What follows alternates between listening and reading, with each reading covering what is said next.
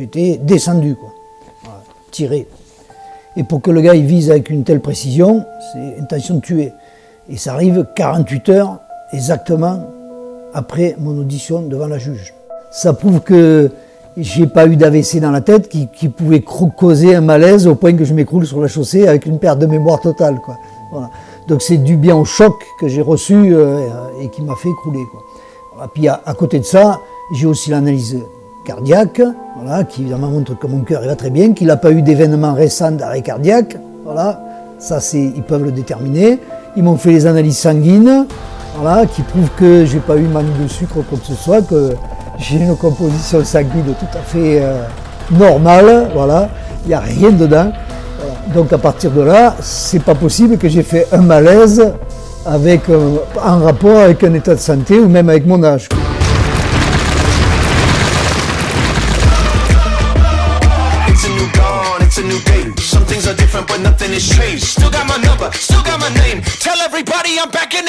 Alors, pour ceux qui ne me connaissent pas, disons que ça fait pratiquement 20 ans que je suis un militant dans diverses associations familiales et contre la corruption.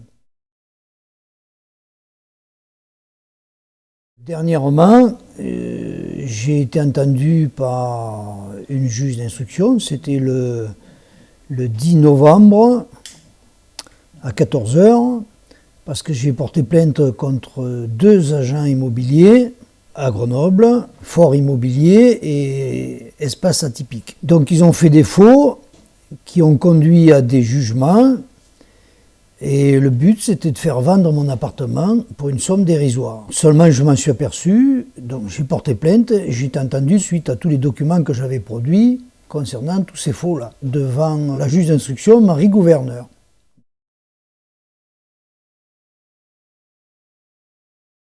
Voilà ma convocation devant la juge. Voilà, donc je m'y suis bien rendu et j'étais bien présent. Et la juge a eu tous les éléments concernant les faux.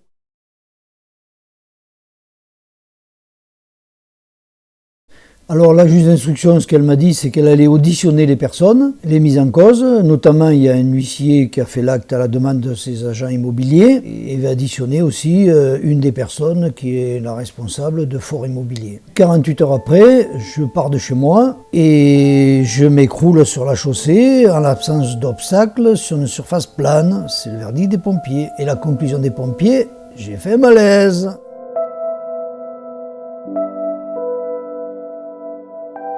Moi qui n'ai jamais fait de malaise, tout de suite je me suis dit c'est pas possible, enfin voilà. Mais enfin, déjà comment ça s'est passé? Donc je me réveille dans le camion des pompiers, à 16h02 le 12, il me passe mon téléphone, donc je téléphone à mon collègue Pierre-Marie pour lui dire les pompiers disent que j'ai fait une chute sur la voie publique et qu'ils m'amènent au CHU voilà, pour les examens.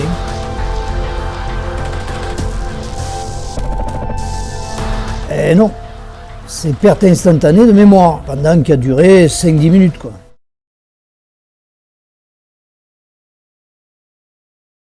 Il me transporte à l'hôpital, 24 heures d'observation, scanner, analyse cardiaque, analyse sanguine, voilà, pour voir si je n'avais pas un problème de diabète, tout machin. Mais j'avais déjà fait un bilan de santé, moi, 5 mois avant, donc j'ai aucun problème de santé. Pour moi, c'était déjà pas possible que j'ai un malaise. Et vous voyez, il y a un document du CHU qui concerne le scanner. Il y a une phrase qui est typique quand on analyse pour voir si j'ai pas eu un AVC ou quoi que ce soit. Ils disent « absence d'hypodensité systématisée évocatrice d'événements ischémiques récents ». Alors ça veut dire que, évidemment pour les infirmières, tout le monde comprend, mais pour monsieur tout le monde, ça veut dire que j'ai pas fait d'AVC récent, que j'ai rien dans le cerveau et qu'il n'y a aucune raison que je fasse un malaise. Et il y a un autre truc aussi du côté scanner que vous voyez sur le document qui est fracture temporale gauche iridien à la paroi supérieure. Bon. Donc en fait, en gros, j'ai une fracture à la tempe gauche et cette fracture, vous voyez, j'ai aussi des hématomes à un autre endroit, mais évidemment, en tombant avec le malaise, j'ai des hématomes, mais là où j'ai eu les hématomes et les égratignures, on va dire sur le béton, c'est pas là qu'est la fracture. La fracture est à la tempe, entre l'oreille et l'œil.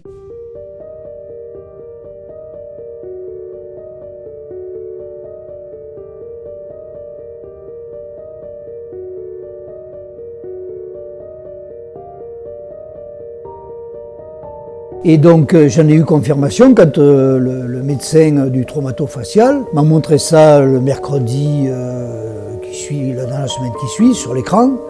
Et là, il m'avait montré la zone de fracture. Et là, il n'y a plus de doute, quoi. J'ai pris une balle de LBD dans la tempe, quoi.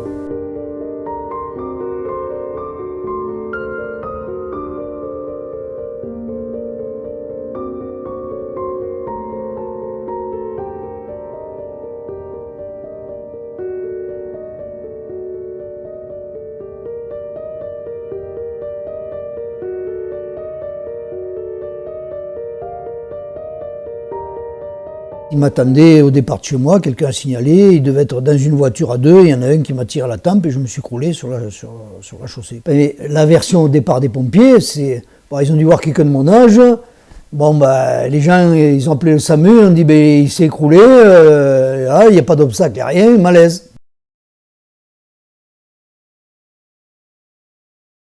Bon, évidemment, j'ai toujours, on va dire, les abeilles dans la tête, parce que, bon, le coup que j'ai pris, voilà, bon, après j'ai eu des soins pour mes pansements, là, pour les égratignures que j'avais, enfin égratignures. Bon, j'ai eu même, à dire, quelques points à l'arcade, mais c'est pas là, il n'y a rien de cassé. Vous voyez, là où c'est cassé, c'est entre l'oreille et l'œil. Alors évidemment, ça m'a fait éclater des tas de vaisseaux dans l'œil, le choc sur le côté. Bon, je suis allé voir l'ophtalmo, bon, il m'a expliqué, il m'a dit c'est le choc sur le côté, donc ça vous fait, voilà, bon. Mais tout ça, ça va se résorber avec le temps. Donc c'est sûr que quand on a tous ces résultats, c'est quasiment évident pour tout le monde, pour les médecins et tout, mais voilà, le médecin il vous répond, mais mon rôle c'est de soigner, pas de vous dire la cause. Alors évidemment, tout le monde a bien compris qu'il y a quelque chose de pas normal, donc on m'a posé des questions. Voilà. Ben, j'ai dit, je suis militant, machin, lanceur d'alerte, je m'attaque à la corruption.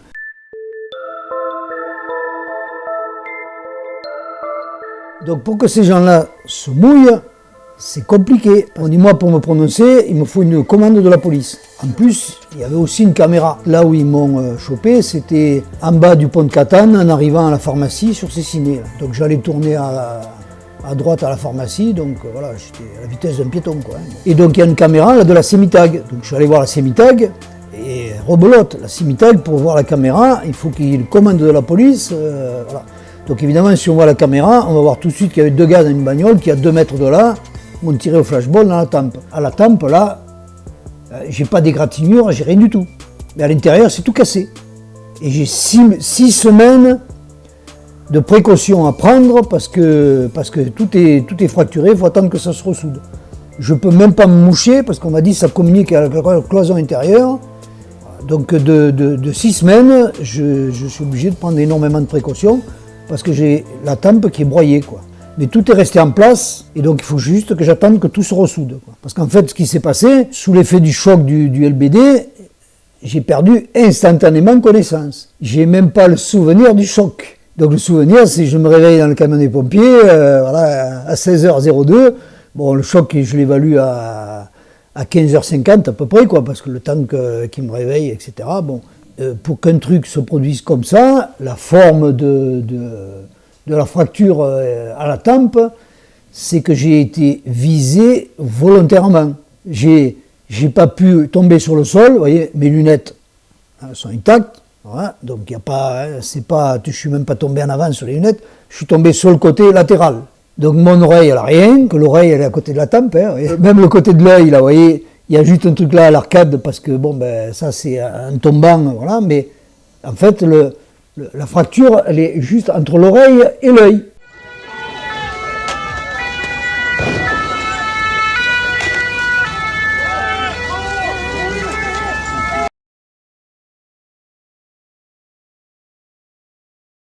Et ça, on le voit très bien à l'écran, quand on voit l'imagerie du traumatofacial.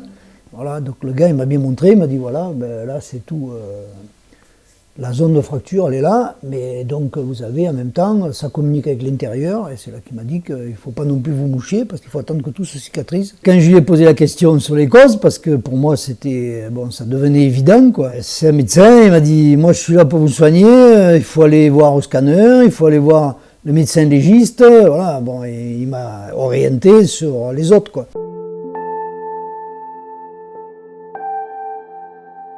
Je suis allé en gendarmerie porter plainte. En gendarmerie, dans un premier temps, on m'a expédié, classé sans suite tout de suite. La plainte elle a été classée, déposée à 17 h. On m'appelle le lendemain voilà, pour me dire les pompiers ont écrit que vous avez fait un malaise, donc c'est classé sans suite. Voilà. Donc évidemment, je comprends que des gendarmes ne connaissent rien aux écritures médicales. Bon, voilà. Et bon, j'ai eu beau leur expliquer que 2 jours avant, j'étais passé devant la juge d'instruction suite à une plainte contre 2 agents immobiliers pour escroquerie au jugement et détournement de biens avec des faux. Pour eux, ils m'ont dit « Ah ben vous comprenez, on a 5 viols dans la journée, voilà. En gros on est débordé ». Ça a été la première réaction de la gendarmerie de Cessiné-Parisé. Et donc évidemment, j'avais pas autant de résultats que ce que j'ai à l'heure actuelle, quoi. Ah ben pour moi, vu les circonstances, ça a été préparé. Vous voyez, là, 48 heures après de passer devant la juge, donc c'est des personnes qui attendaient que je sorte de chez moi pour me régler mon compte, quoi. C'est une tentative d'assassinat. C'est-à-dire que viser la tempe, c'est intentionnel de tuer. Tout ce qu'ils m'ont dit à l'hôpital, ils m'ont dit vous avez la chance d'être encore vivant.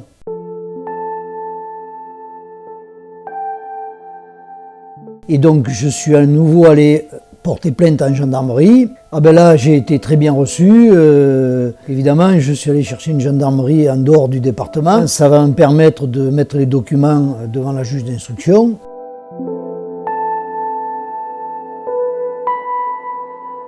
Et oui, c'est dans un cas comme ça, ce qui est évident c'est que bon, la vidéo elle va exister à peu près un mois et donc s'il n'y a pas de demande de la gendarmerie, voilà, le service juridique, la CEMITAG, pour eux, il n'y a pas de demande, donc eux, ils sont pas contraints d'agir, donc ils n'agiront pas, ils me l'ont dit. Le médecin légiste à l'hôpital, au CHU, pareil. On est obligé d'avoir une demande de la gendarmerie pour se prononcer sur les causes possibles de la fracture à la tempe que vous avez, quoi. C'est un événement qui suit 48 heures mon audition. Donc évidemment, je venais à disparaître, l'affaire était réglée, le plaignant il est mort, un accident, parce qu'évidemment la justice est engorgée, à partir du moment où il y a quelqu'un qui s'occupe plus d'une plainte, bon ben voilà, le plaignant il est mort, bon, souvent les affaires s'arrêtent là, quoi. Pour que ces agents immobiliers aient le culot de faire ça contre une personne âgée avec des faux, et pour ça ils ont utilisé un huissier, un avocat, et ces 2 agents immobiliers qui se sont coordonnés.